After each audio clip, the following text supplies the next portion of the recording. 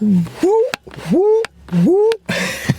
What's up, Trill Gang, the Real Gang Squad up? What's up, gang? Hey, it's your boy Trill E, and I'm back with another video for y'all. I told y'all like a while ago about this play that I was doing and that I was working on. It's a gospel play, and we have already did all the shows of the play. I'm at the church today because I have to do cast interviews, and then we also have to shoot like some final little scenes for the green screen or something like that. So hold on, Born Again Church. I need to get in here. We're supposed to be here at 6:30. It is now 6:28. So I'm gonna go in here, get dressed. I am so proud to finally be able to bring my supporters with me. I know it's been stressful. I've been trying to throw a little couple of videos in here and now and then. I still gotta work, and I'm planning something else that I can't wait for y'all to talk about and just tell y'all about. So I'm really excited about that. Y'all just have to stay tuned, man. Y'all gotta stay tuned because the kid going up all 2021. Ain't no stopping, ain't no none of that. All right, make sure you go ahead and subscribe to my channel. Follow me on all my social media, and let's get into the video. You dig? The Bob Barker way. Right, that's exactly what that is. They want a brand new car. Bob Barker. Y'all look at me. Eric, you didn't look at me. Okay, Bean. Thank you. See? Mic check. Mike. You can talk at the same What it do? What it do? Mike. Yeah. What's going on, Nashville? Somebody's going to hand me that mic. Yeah, then somebody can hand him the mic. He's making his bad, so he too cool today, bro. He too cool today, man. He got the shit. Hush, Calvin Klein, hush. Hey, man. Hush. Brand's right here, baby. Come on now. Alright, Right on side. we get that door closed and then we're gonna go quiet on the set until we can. Tag them in it. Oh, no, yeah, I can definitely. Lawson? Correct. But they would probably like it. That's what I'm saying. Turn the phone off, sir. Hey. Right. And then answer. I'm finna start answering this like that.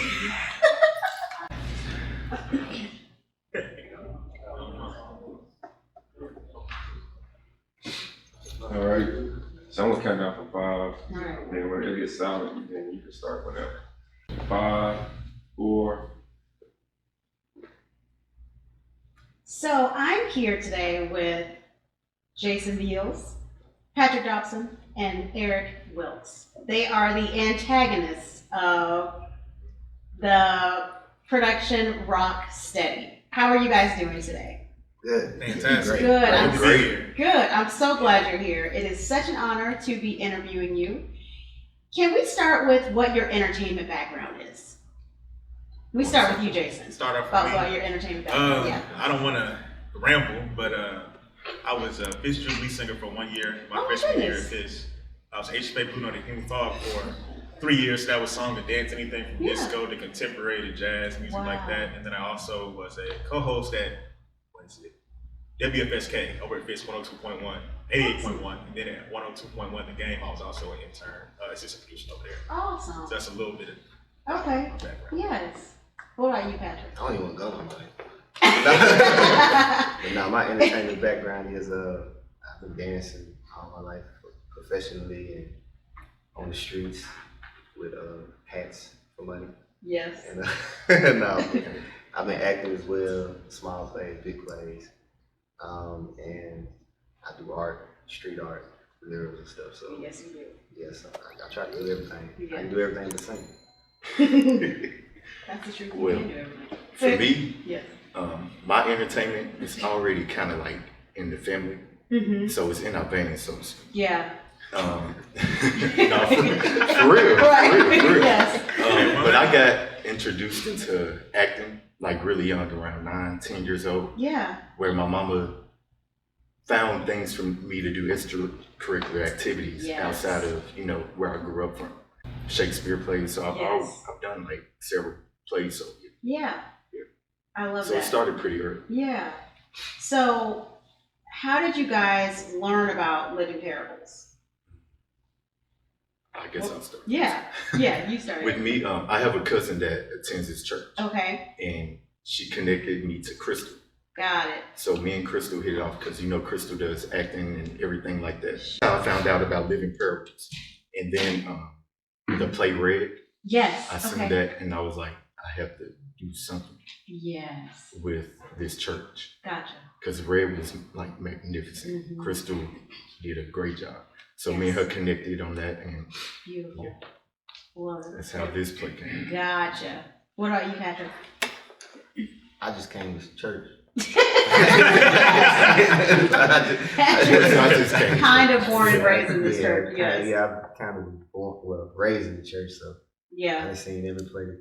Yes. So when I was old enough, I went ahead and hopped on board. That's really special, actually. Yeah. What about you, Jason? One of my good friends, Victoria Turner, introduced me to Born Again Church. Oh, okay. So in high school, I came and I saw a lot of Christmas productions, New Year's Okay. productions. Also, I saw Red, I saw Chosen.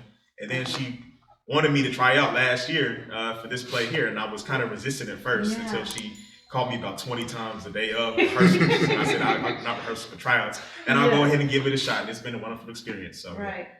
Love it. Okay, so I'd like to hear from you guys about the characters that you play. Because like I said before, you guys are the antagonists in this production. So you are the opposite. You're everybody's opposition. Like nobody has been happy to see you coming in the whole entire production. That's what y'all have in common. I guess we can start with Mr. Evil himself. Right. Yes, Work our Mr. way Chance down. Dickens. Can you talk to us a little bit about what playing that character was like, and what did you bring to that character?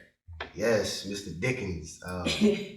When I first read his lines and stuff, I fell in love because it's one of them things where he's evil, but he's telling the truth. Right. It might be not the way you want to hear it, but it's the truth. It is, yes. So it's like, I don't know, it was almost like he's a punch in the face, you know, relative to like a pat on the back or something. But So, maybe a punch that you needed. yeah, it wakes you up. Yes. Gets you on stuff. Yes. So yeah, I like it, Yeah. And just as far as what I brought to the character, I, you know, kind of brought myself. But no, it was cool. It really, you know, I don't know. I could relate to a lot of things that he was saying and stuff, and so I don't know. It was fun. Now, okay, I'm going to go a little bit deeper. I'm going to go devil's advocate here a little bit since we're here. When you say you kind of related to some of the things that he said, did you relate as someone who was being told or someone who was delivering? I say probably both, but Okay. especially the whole thing about, you know, I think everybody's felt the way he's felt about church before. So Yes, it's like that, yes. you know, that kind of rings through everybody. Yes. So it's like, and especially with things happening currently in the world, it's like, oh, okay, well, yeah. Is he telling the truth? But now it's like, Yeah, but yeah, right. it's like, yeah, it was really realistic. Yeah. So in your own personal life, this is not even scripted, but in your own personal life, have you landed somewhere since the end of this production? Like in where you approached preparing to play Mr. Dickens, and I think the lines that he delivered and how things ended for him. Like, have you landed somewhere in what your thoughts were about church and about, you know, because really this play is really about the building of relationships. It really is, you know, Well, with each other and with God. Well, I would say I probably hit it yet because church has yet to be kind of opened back up. But it's what But you know the nucleus of the church, which is relationship. Yeah. But as far as like the building relationships and stuff, I built relationships with these guys. And you know, that was kind of the positive and the negative because we playing negative people, but We got something positive.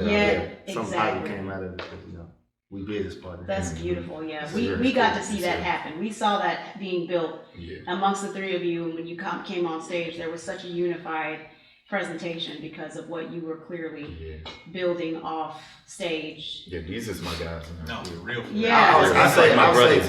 I've done a lot of plays. This is like the first play I've ever done where I actually like the cast. Not that I hated the cast and other it's just one of the things where I actually would hang out and stuff. Yeah. Most of the time I run my scenes, then where's Patrick?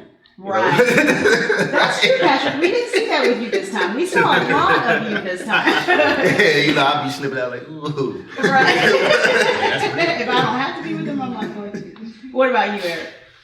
With me, I played Mr. C.T. Hawk. Yes. Now, you can consider him his mini-me, Yes. so to speak. Yep. But still, I actually had my own background. Right. So I still had, my own way of thinking and moving and everything else. Mm-hmm. But what I brought to my character was what I have in myself, which is the drive to get what I want Yes. and not to give up Yes. on what it is that I want. Yes. So that was pretty easy to dive right into and connect into with my character on that aspect.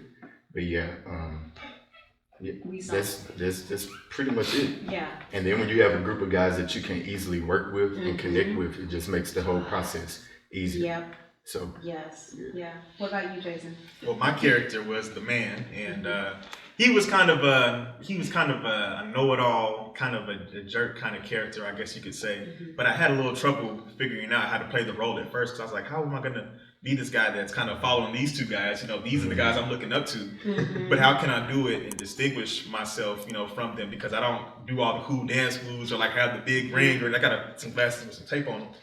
So I figured I'd try to do a kind of a Steve Urkel rendition, because he's intrusive, he's annoying, he's a know-it-all, and you can kind of set that character apart, but also kind of blend in as well, because these guys are cool as ice smooth as silk out there, and it's like, these guys out here kicking it with him, you know what I'm saying? These guys, and it's like, yeah, because they all got the same motive. We tell them the truth, but they're also being, kind of negative and stuck up about doing that. right. So That's a beautiful way to put it, that you all did have the same motive. And you just executed it differently, which gave the audience different points of character to identify with. It was like, there's different personality here, here, and here, same motivation, and I can see myself in you, and you. So it was a beautiful thing that happened there. Okay, so Jason, what did you have in common with your character? I heard what they said about what they had in common. What did you have in common with your character? I'll say that sometimes I used to always be the small guy try to run with the big dogs. So even when I was young, I'd be trying to hang out with the older kids, or try to find out what some grown folks doing, or try to run with those folks. So we kind of had that. Yeah, so we pretty much had that in common. It was like, hey, I'm trying to do what y'all doing. I'm trying to see what y'all. You know what I'm saying? I ain't trying to hang with the kids. I'm trying to be with the big dogs. Right. So I've always kind of been like that. Trying to hang out with people older than me, or actually just moving up and kind of doing something that's on next level. Which is good. That's a great thing. Well, and that kind of goes right into the next question, which was, what was your greatest challenge in portraying your character? It sounds like that may have been. Yeah, the hardest part was figuring how to fit in. Exactly. And then how to make it funny. When you have limited props, sometimes people are like, oh, he man got some glasses with some tape in the clipboard. How can we make that funny? How can we make that interesting? How can we make that, part of the characterization without taking away from the other characters as well? How can we make it fit in? And you did. And I feel like it was a challenge, because I actually have a neighbor that's an actor, and I told him the role I was playing, and he said, "Fields, you too cool to be playing a character like that." And it gave me some motivation, because I was like, you know what, I need to really try to embrace this. You know what I'm saying? Turn into this character once I get on stage. Yeah. So. Good. What about you, Patrick and Eric? The challenges. It really wasn't no challenge with him, because it was like he was real and condescending. So he sure was condescending, and you did it very well, Patrick. Just